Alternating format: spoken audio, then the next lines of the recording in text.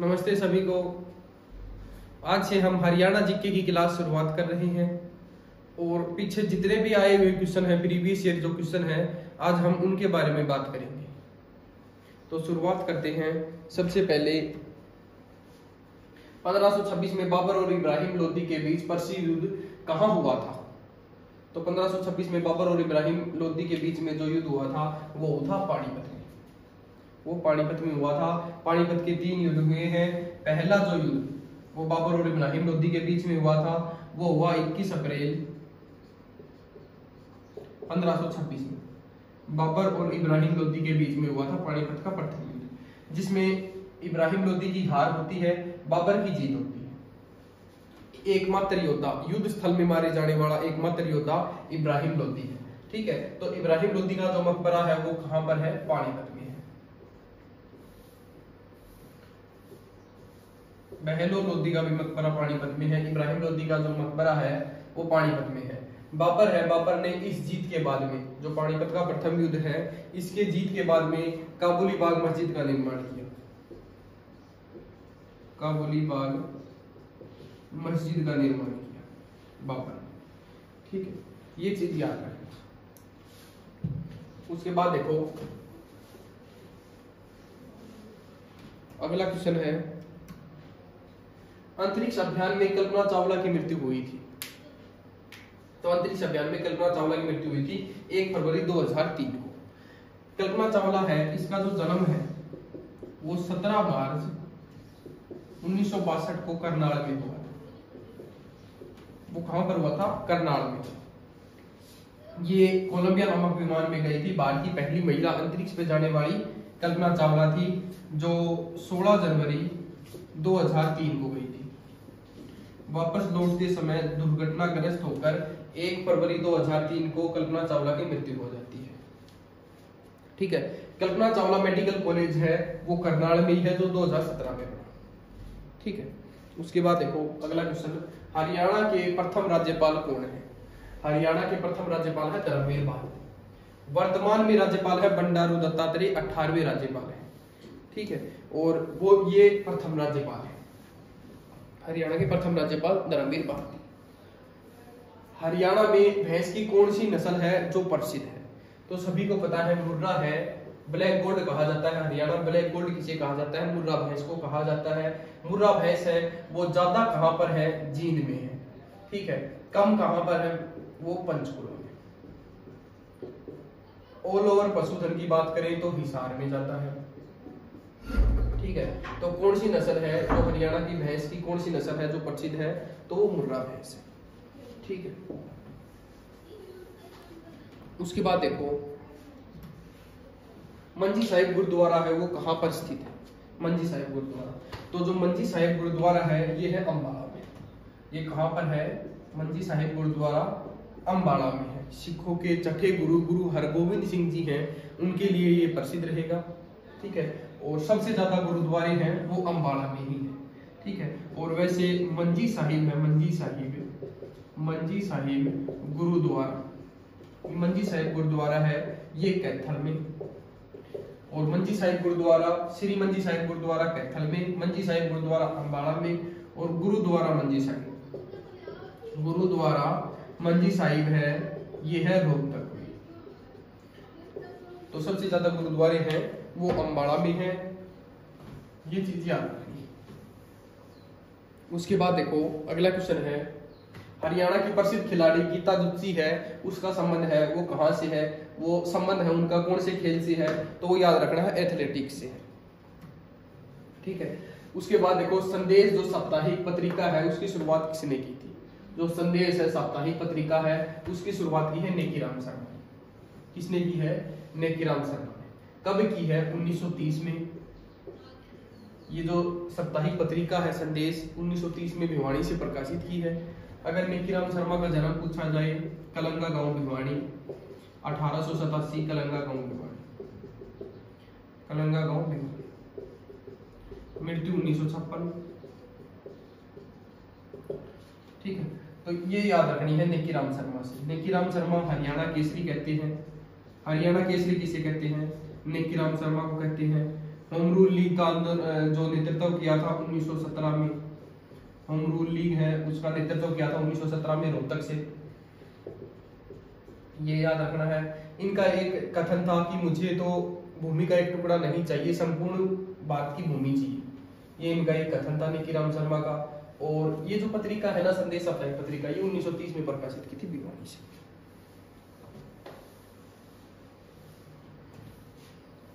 उसके बाद देखो अगला क्वेश्चन है अशोक स्तंभ की लिपि कौन सी है। तो देखो जो अशोक स्तंभ की लिपि है ना वो है ब्राह्मी लिपि, ठीक है। वो अशोक स्तंभ की लिपि कौन सी है, ब्राह्मी लिपि है। किसी भाषा के लिखने के ढंग को लिपि कहते हैं, ठीक है। हमारी जो लिपि है वो है देवनागरी। देवनागरी लिपि का विकास हुआ, उस लिपि को कहते हैं ब्राह्मी लिपि। देवनागरी लिपि का विकास जिस लिपि से हुआ उसे ब्राह्मी लिपि कहते हैं, ठीक है। अशोक स्तंभ में कौन सी जो लिपि है वो कौन सी है, ब्राह्मी। उसके बाद देखो हरियाणा में जो कौन से मुख्यमंत्री है जो उप प्रधानमंत्री बने, तो जो उप प्रधानमंत्री बने तो वो देवीलाल है। जो हरियाणा के 2 बार सीएम जो देवीलाल है, देवीलाल इनका जन्म 1914 में हुआ, मृत्यु 2001। ये तेजाखेड़ा सिरसा से है देवीलाल। बात करें इनका जो स्टेडियम है, स्टेडियम देवीलाल स्टेडियम, ये पंचकुला में है और गुरुग्राम में भी है। पंचकुला में आपको निशान लगाना है, ठीक है, दोनों जगह है वैसे स्टेडियम। देवीलाल बात करें हर्बल पार्क ये यमुनानगर में है। कुल 58 हर्बल पार्क हरियाणा में। बात करें विश्वविद्यालय, देवीलाल विश्वविद्यालय है, ये कहां पर है, सिरसा में है, ठीक है। उसके बाद देवीलाल जो है इनके उपनाम, एक तो इन्हें किसानों का मसीहा, ताऊ, जननायक, किंग मेकर, ताऊ, जननायक, किसानों का मसीहा, राजनीति का विषम पितामह, हरियाणा का जन्मदाता।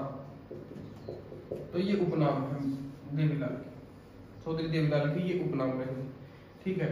बात करें कृषि के क्षेत्र में सबसे बड़ा पुरस्कार दिया जाता है देवीलाल पुरस्कार, ठीक है। और बात करें बुढ़ापा पेंशन की जो शुरुआत है वो किसने की, देवीलाल ने, ठीक है। और किसानों पर जो ऋण था वो माफ किसने किया, वो भी देवीलाल, ठीक है। विशंबरनाथ कौशिक को प्रधानमंत्री बनाने के लिए इसे किंग मेकर भी कहा जाता है, ठीक है। तो ये देवीलाल के बारे में।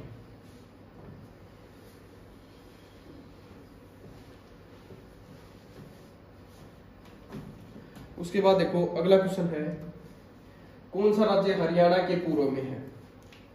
देखो हरियाणा के पूर्व में ये उत्तर, ये दक्षिण और ये पश्चिम। तो हरियाणा के पूर्व में है यूपी।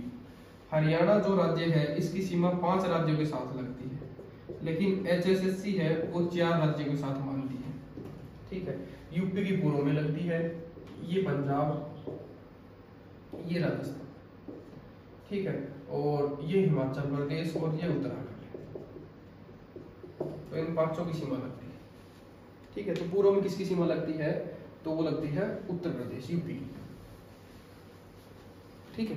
उसके बाद देखो अगला क्वेश्चन है क्षेत्रफल की दृष्टि से हरियाणा राज्य का सबसे बड़ा शहर कौन सा है। तो क्षेत्रफल की दृष्टि से क्षेत्रफल देखो सबसे पहले भारत का क्षेत्रफल 32,87,263 वर्ग किलोमीटर, ठीक है।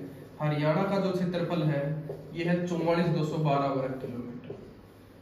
ये भारत के जो कुल क्षेत्रफल का 1.34% है।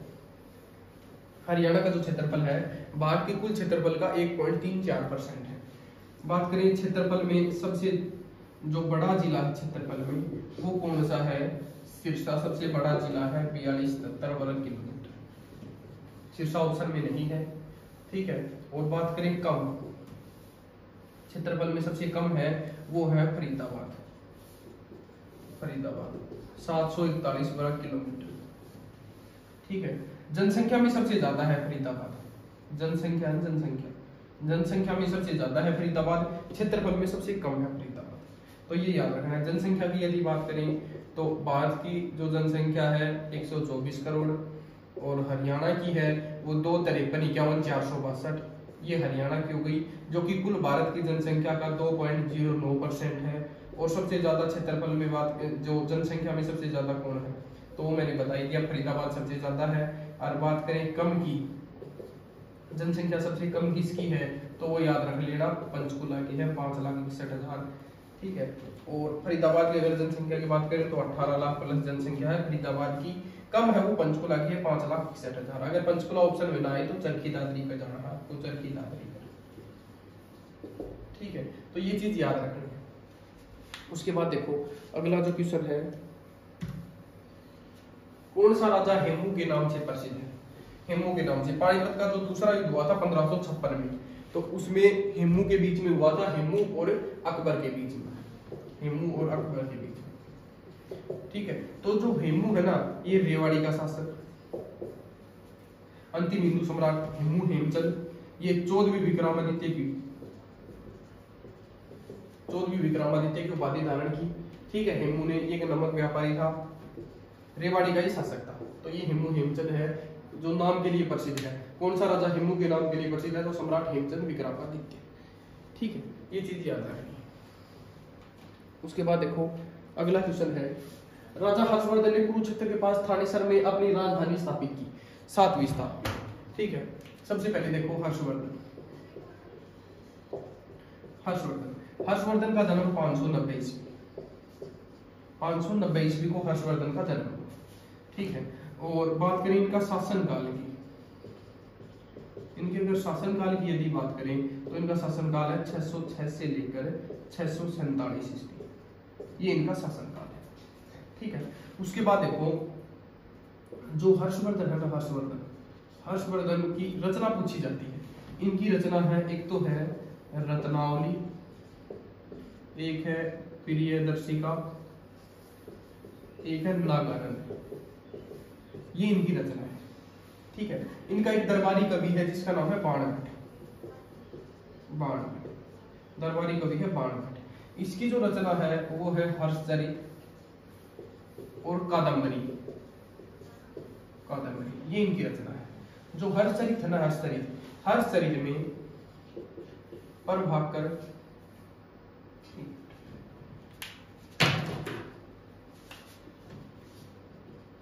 प्रभाकर वर्धन और यशोमती, इसके सती होने के अवशेष मिले हैं। जो सती प्रथा इसको बंद किसने किया? 1829 में लॉर्ड विलियम बेंटिंग और राजा राम मोहन राय ने इसको समाप्त किया। तो ये चीज याद रखनी, हर्षचरित है, ये कादम्बरी बाणभट्ट की रचना है, ठीक है। इसके समय एक चीनी यात्री आया था, हवेन स्वांग। ये चीनी यात्री कब आया? 629 में आया, ठीक है। तो ये चीज याद रखनी है, भारत आया। और जो हवेन स्वांग है इसकी पुस्तक पूछी जाती है सीयू की, ये इसकी पुस्तक है।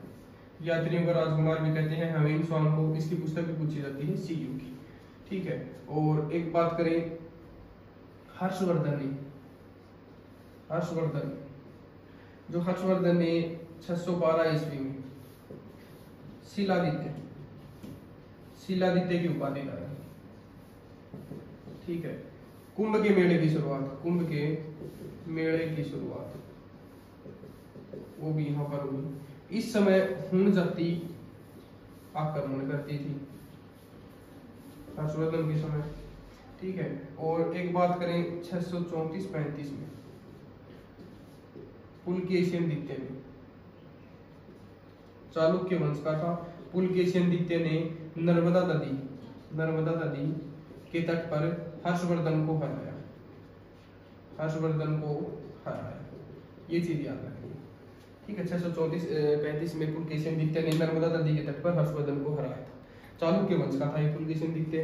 तो ये चीज याद है, ये जो हर्षवर्धन की जो थानेसर है, जो राजा हर्षवर्धन ने कुरुक्षेत्र के पास थानेसर ने अपनी राजधानी स्थापित की थी, वो 7वीं शताब्दी में की थी। ठीक है, और इसकी जो राजधानी है, पहली थानेसर थी, दूसरी है कन्नौज, ये राजधानी है इसकी। ठीक है, तो ये चीज याद रखनी है। उसके बाद है